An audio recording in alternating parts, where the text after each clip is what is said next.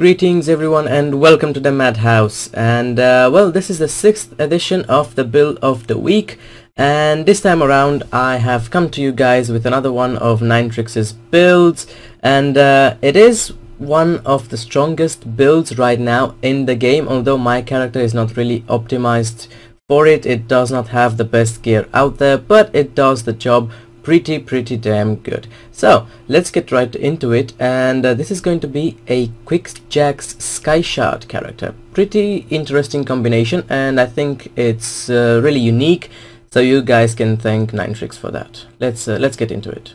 Alright guys, here you have it. This is a Demolitionist and Arcanist, which makes this character a Sorcerer. Well, that's lovely, and as I said, this is going to be a full spread build.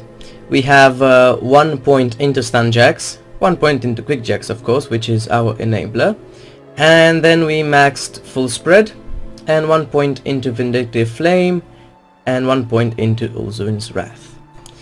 And this is where it gets really interesting. This is where I took a little different approach than Ninetrix, but still, at the base it's still his build and his idea. He went with the Sphere of Protection, and instead I chose to put only 1 point into the mirror, which I really like. And well, the reason why this happened is that he plays hardcore and this is a softcore character, and I really do not like the Sphere of Protection all that much. After that I have maxed Inner Focus, maxed the Skyshard, put 1 point into Arcane Will, 1 point into Frozen Core, 1 point into Shattered Star, and I think the Mental Alacrity here is maxed. And well, that is pretty much the build. There's not quite all that much to explain. It's really straightforward. We are going to use Quickjacks, and that is going to be our main skill, but the chosen Skyshard is really useful for monsters that are far away from us, or maybe just it has a really quite low cooldown. It's only 3.5 seconds, and you will see it's up pretty often. So let's get into itemization. Okay, now this is where it gets a little bit tricky. These items are not best in slot, so do not take this as a baseline. This is just my approach on this build. I did change a few things around from the original, but anyway, here it is. I have a Stormcolor Spellblade, which is really good. A lot of lightning, a lot of casting speed, lightning resist, and lightning retaliation. And the component in here, I have an Amber. These two are almost traditional for any of my builds. Renegade's Ornate Robe of Menhir's Will, and Consecrated Raider Leggings of the Drangul. In the chest I have a completion bonus of +1 all skills to Arcanist, and in here the traditional Ancient Armor Plate.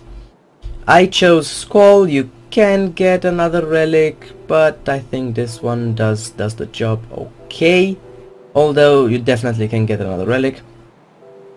Went with the utility pack here, nothing unusual. A Rigid Shell in it for more lightning resist. Cutthroat's Badge of the Drangul. This is bad. Outright this is bad, but this is the only relic that was actually worth it. The Cutthroat's affix is absolutely useless for this build, but nonetheless I chose to go with this. And the component is an Attuned Lodestone. These boots are pretty good. Elemental damage, energy, offensive ability, defensive ability. They are a little bit old, they are not a new Drangul, but nonetheless they do the job, plus 5% movement speed. And next I have these gloves. Again, nothing unusual, just a Drangul affix with spellwoven threads in it. You can actually replace this with inscribed braces, I think they're called. They are, well, a little bit easier to find. You do not have to craft this. And same goes with the shoulders. Just a traditional Drangul with mutated scales in it. Again, you can replace this with an Astral Mantle. And I have Crushing Will. Crushing Will, I still think it's pretty best in slot right here. I chose to go with a Radiant Gem in it. And now I went double quickening gem because of +2 to full spread, and the reason for that is when you get 18 out of 12 in here, you get another projectile. You can see it here, +5 projectiles, and if it would be 17, then it would only be +4 projectiles. I'm not sure if it's worth it, but nonetheless I did go with that. A Stormcaller's gem in here. It goes with the Stormcaller's blade. You can actually get a little bit more Stormcaller items. They do the job pretty well, but I still think that going Drangle, going a little bit more offensive is actually better.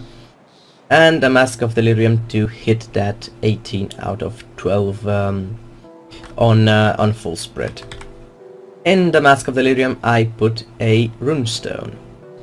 And well, that is pretty much it for the explanation of this build. It is one of the strongest builds in the game right here, and this time I'm going to do something a little bit unusual, but still I am going to give you guys a gameplay in this video. Instead of making 2 other videos for gameplay, you can have it right here. So let's jump into Steps of Torment.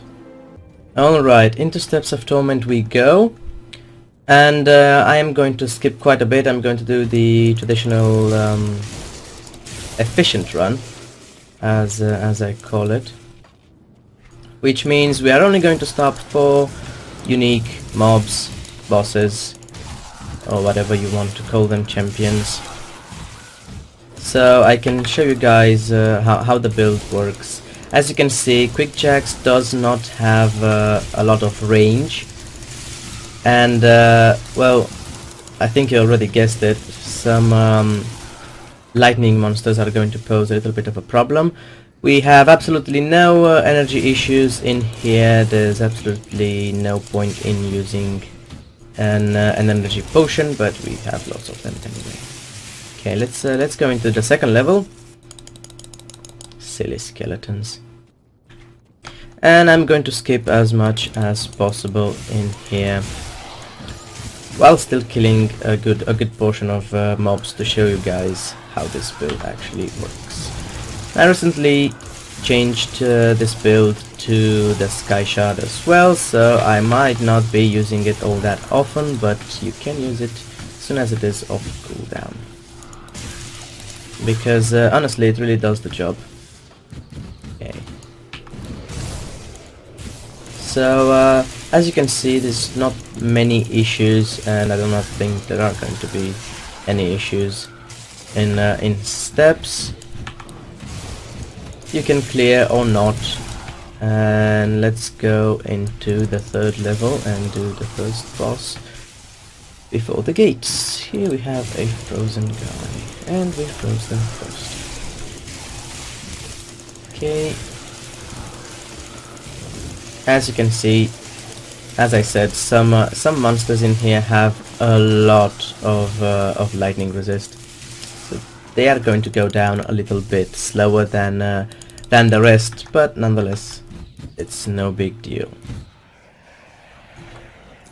I have to kill that. Get the regenerator, get him. Good.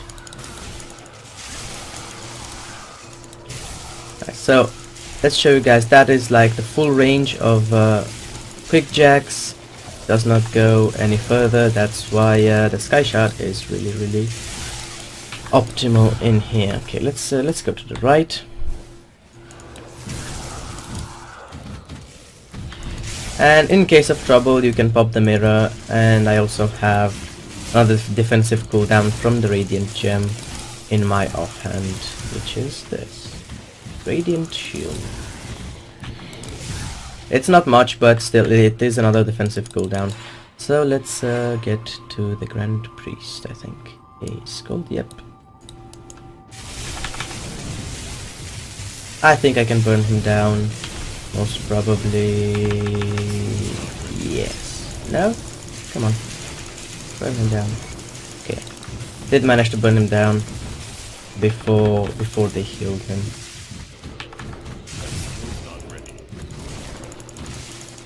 Little bit of lag because of all the little explosions, and that is to be expected, honestly. when playing this build. Okay, let's turn in the quest. Yes, yes, yes. Ditch this. No point in keeping plenty of skeleton key blueprints. And into the actual steps of torment we go. Going to skip these and go to the lovely death room. Suffering. Skip as much as we can here. Avoid getting hit because of the boots. And go into the death room. See how this build does in there.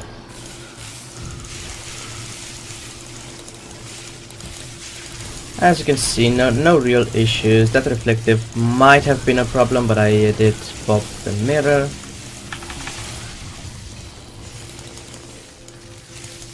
This build can actually do a lot more damage than you guys see right here, because it is not all that optimized for this actual character, and this is not cool.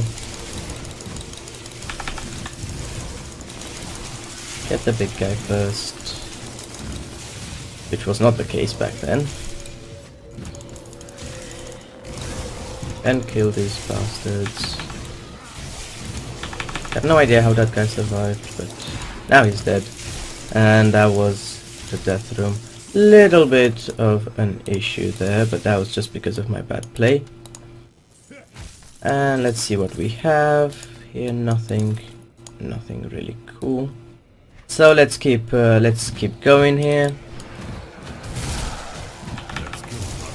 And you have to be in direct line of sight for the sky shard to work. I did not mention that before. And let's go up to the big guy that will not die. He'll go the immortal. Of the undying. Well, I think this. Give me that. I get the boots, and you do not want to fight with the boots of unseeing swiftness. You don't want to fight with them. You can make a macro if you want. I said that I was going to, but too lazy to do it. But a macro will work if you want to change it really fast, back and forth. So, in general, Steps of Torment is not that big of an issue for this build. This build has plenty of elemental resists. It does lack a little bit of vitality and chaos ether, but you guys are going to see that when we do the Herald. Okay, let's keep going here. Have to build go on top.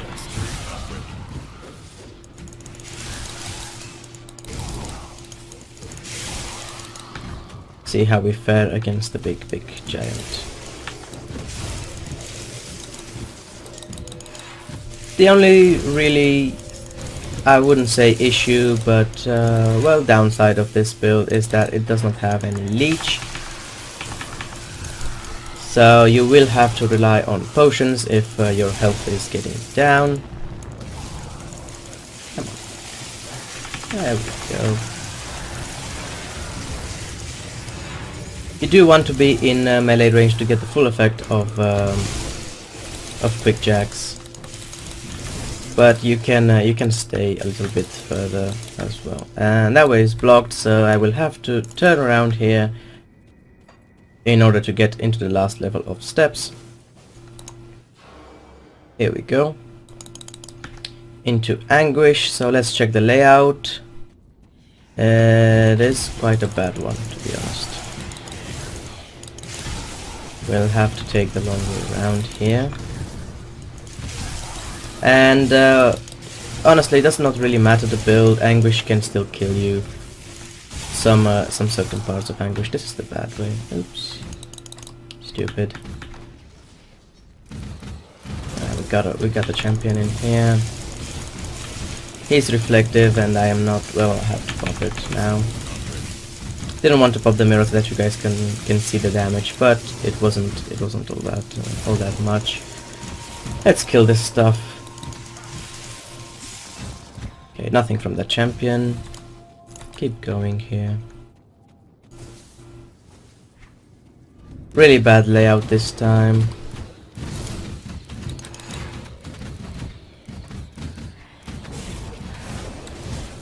As you can see here, that was a little bit risky. I do not suggest you guys do that, especially if you're on hardcore. And yes, this is hardcore viable.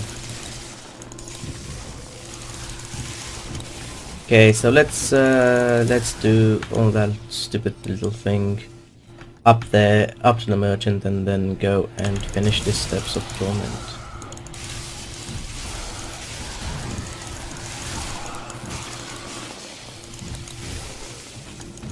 Okay, we're getting close to the merchant here. I hope that door will not close.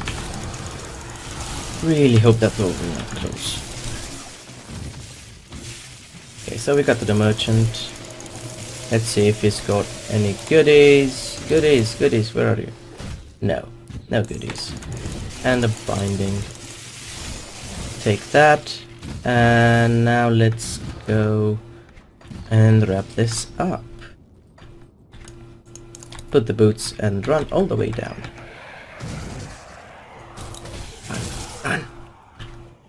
Run, Forest. I will stop if I do see a champion, but nothing so far. What is that? That's only an Ornate. If it would have been a heroic chest, then it might have been worth stopping to get that. Let's see if the door is closed in here. No, it is not. Put my usual legs there and kill the big guys here. Also, good thing I popped there. This is dangerous, by the way. Void touched, and the stuff from on the ground really hurts. Chains of Oleron. Alright, let's go and kill this this bastard here. No.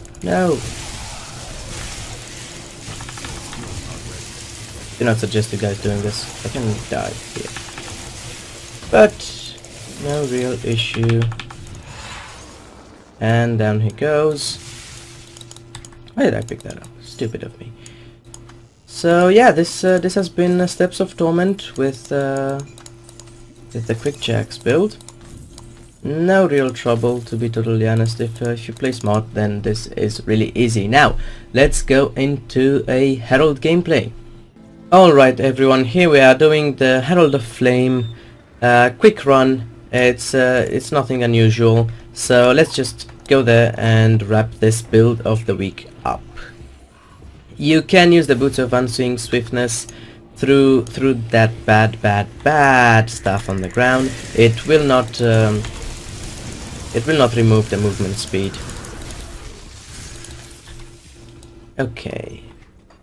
And now I will show you the toughest part in here, which is that little bloody thing there. That's why the Sky Shard is absolutely great there. Okay. Now we got that out of the way.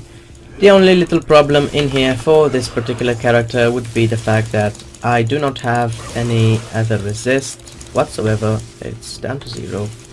And that's how you break doors and walls and whatnot. And I am choosing to save the Sky Shard for the other crystals, but you can use it very often. As I said, again, keep in mind you have to be in direct line of sight to use it.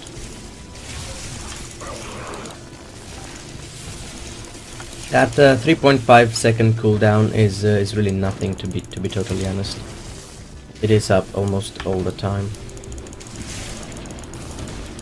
And you can use it to snipe dangerous monsters, as I did there with the reanimators, or even as you can use it in a rotation every 3.5 seconds. That would be quite, I don't know, quite complicated, to be totally honest. It is although recommended to use it when it's up. And you do not really want monsters to surround you, although we have 1k defensive ability. Still, we're not that tanky because of the lack in other resist. Okay, so we are halfway there. And let's get rid of these guys and jump into the battle of the Chthonics and Ethereals in here. Hope they will not both gang up on me. Okay, Chthonics coming. Have fun with. Okay.